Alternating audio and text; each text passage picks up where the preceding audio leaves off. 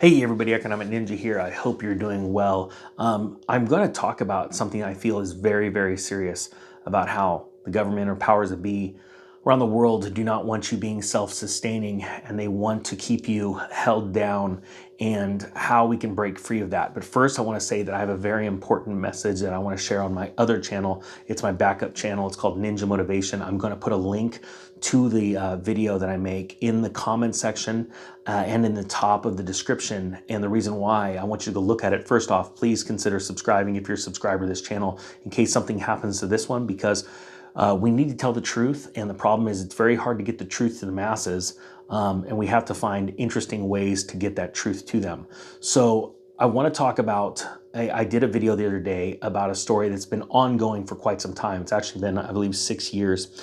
And it's about a Amish organic farmer that has been now raided by the U.S. Marshals and for information fact gathering during a lengthy court hearing. There's been all kinds of appeals that have going on, but I want to explain to you how serious these times are, because the government wants to tell you that you can't produce anymore. You cannot produce meat, you cannot produce vegetables and sell them to the public. There's so many regulations that are tying people down.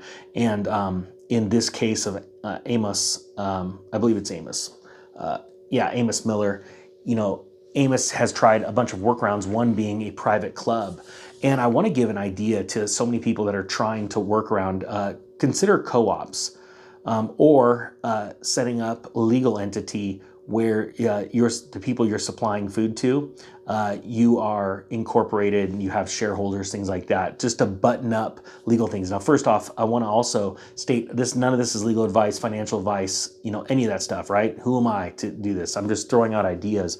But the facts are, we need to become more self-sustaining, and we need to make friends with people that we can trust, right?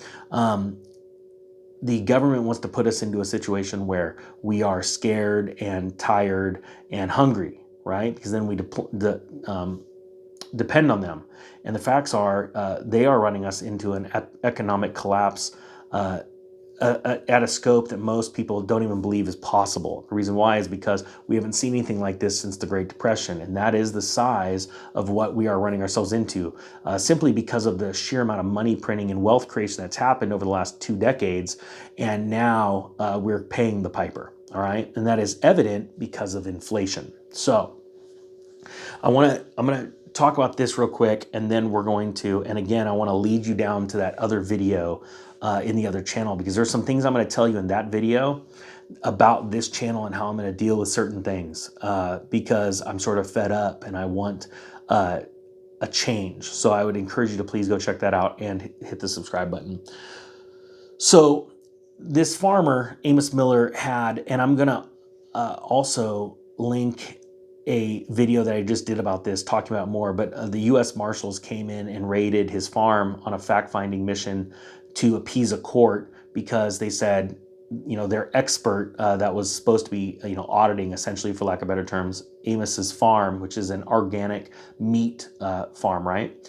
They wanted to find information. They said that he wasn't working well with them, so they raided his business. Well, the latest news is after 6 years of fighting, the Department of Justice's food safety compliance actions.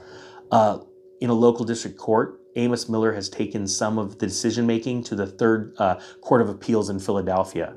So this has been 6 years in the making, and Amos isn't the only one. There are other farmers that have been fighting for the rights to be able to sell their goods to the market. And these large conglomerates have been taking over more and more every day. And so we need to find ways to combat this, right? And so I don't want to leave everybody with like a doom or gloom thing. It's like, we've got to put our heads together. We've got to figure things out. One way right now that you can do, because I've heard this from a lot of people: hey, Ninja, I don't have the ability to have a cow on an acre or two and then be able to butcher it out, or goats or sheep or anything like that. Well, so what you could do right now is buy food. That is the most important thing. Store up food for some hard times.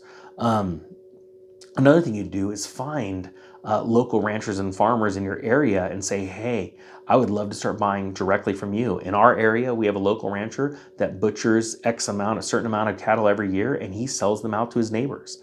It's not only a goodwill gesture, but it's a, hey, this is stuff that's been raised here. It's the money staying in our community. It's not going to some big conglomerate that's just putting money in Washington's pockets to pad them. And that's a big thing. I want to put my vote is where I spend my money.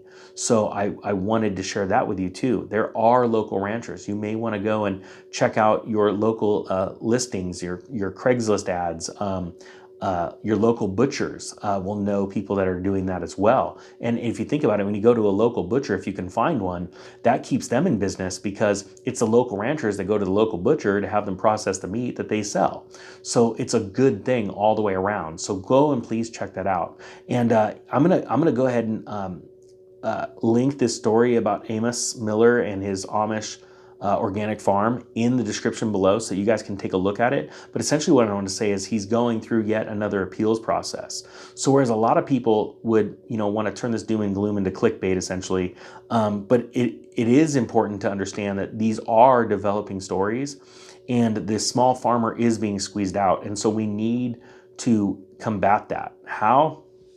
I'm going to be honest with you, I don't have the best answers, but I do have this platform that gets millions of views a month. So it's like, I want to put this out there. So dive into the comment section if you guys have solutions to this problem. That's how we do great things in life, is we put a lot of great minds together, start talking, and we'll solve these problems. All right, guys, go take a look at that other channel as well. I'm going to put that in the link to that video in the section below. All right, guys, with that being said, the Economic Ninja is out.